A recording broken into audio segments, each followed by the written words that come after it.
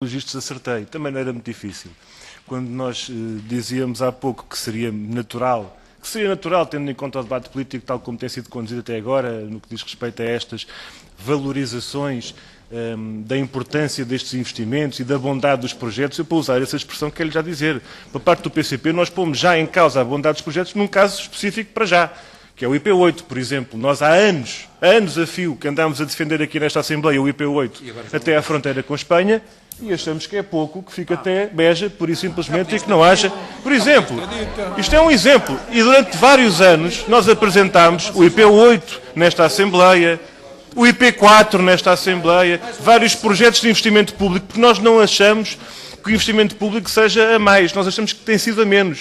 Tem havido um corte muito grande no investimento público. Agora, aquilo que nós estamos aqui a assistir é a entrega a privados do negócio que seguramente é muito atrativo para os grupos económicos. Muito atrativo. É tão atrativo, vejam bem, que não há uma resposta, nem há uma abordagem de nenhum dos senhores deputados a esta questão incontornável que é expressa nos 3 acórdãos que são conhecidos e divulgados pelo Tribunal de Contas. É que, de facto, diminui o custo da construção, muito bem observado, aumenta o vale para os subconcessionários, diminui o peso do endividamento bancário associado à operação, no caso das subconcessões, aumenta o encargo financeiro para as cidades de Portugal e, mesmo assim, a taxa interna de rendibilidade acionista dos funcionários não é beliscada.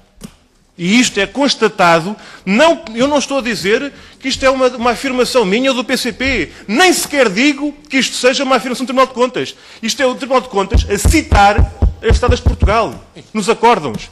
Página 29 de um, 36 do outro, 38 do outro. Nos 3 acórdãos, em cada um deles, aparece expressamente o Tribunal a citar as Estados de Portugal, dizendo que o racional da solução foi manter a tiro do contraente privado. E, portanto, aqui não toca a crise, ali não chega. Só chega ao setor público, só chega à despesa e à gestão dos recursos públicos, que, evidentemente, está a ser levada à prática da forma como estamos a ver neste processo.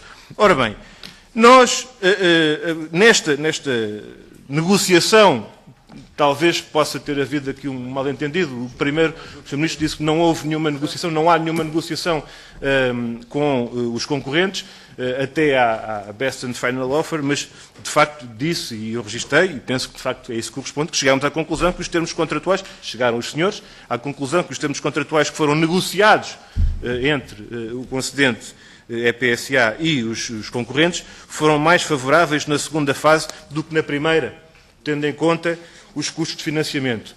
Sr. Ministro, assim não vale. Hoje de manhã estava a chover. Aliás, fez até a extrapolação dos valores dos custos de financiamento na fase da BAFO e aplicou isso como se fosse um cenário aplicável na primeira fase e disse assim fica muito mais barato na segunda fase. Acrescentar aqui uma questão relativamente aos termos contratuais. Vamos ver. Hoje de manhã estava a chover, as pessoas apanharam uma grande molha, como diz o povo. Mas não lhes dá consolo nenhum ficarem a pensar que se ontem tivesse chovido ainda mais do que hoje, que ficavam ainda mais molhadas, porque isso não vai secar ninguém. Ou seja, aquilo que tem a ver com a intempérie financeira que afetou a fase da oferta final, não pode fazer de comparação de um cenário que não chegou a existir para justificar pretensamente que, como atestado de boa-fé, que nunca é posto em causa neste processo, Sr. Ministro. Aliás, boa-fé é capaz de ter sido a expressão que mais vezes nesta reunião foi usada. Mas isto não é uma questão de boa-fé, nem será no limite uma questão de fé.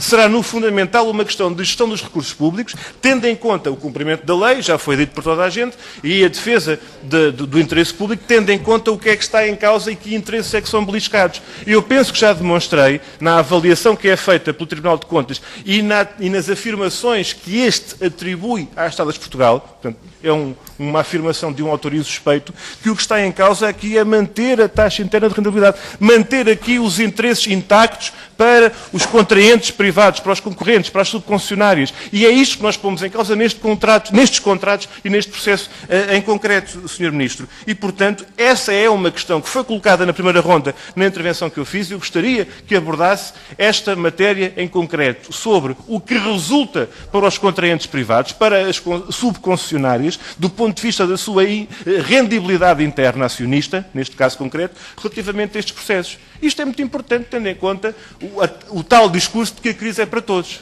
Ou não é? Última questão, Sr. Ministro, Eu penso que há aqui um problema que tem exatamente a ver com a avaliação e a reflexão política sobre a aplicação e a concretização deste modelo de financiamento.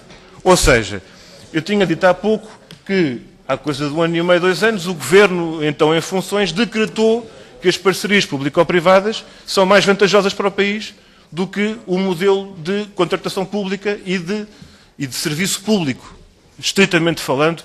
E, aliás, aquilo que temos vindo a assistir é o desmantelamento de muitos serviços das Estradas de Portugal, de muita gente que tem saído e que não é substituída, de muita gente que é posta na prateleira, de muitos serviços que são desmantelados, e assim fragilizando as estruturas próprias do serviço público neste setor, e não só, mas falando agora disto. Quando nós verificamos que é cada vez mais desmantelada a capacidade própria, ao nível interno, que os serviços têm para acompanhar este tipo de processos, a própria gestão e manutenção, exploração destas redes, etc.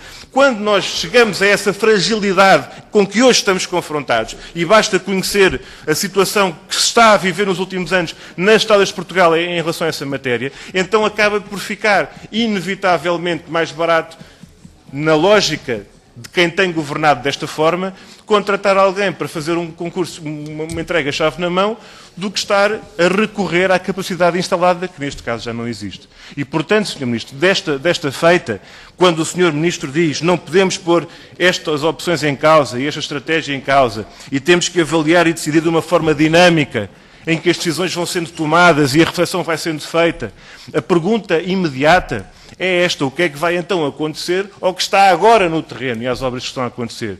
Porque, no que diz respeito ao financiamento e à entrega, ao pagamento daquelas obras, há implicações desta recusa de visto prévio por parte do Tribunal de Contas ou não há?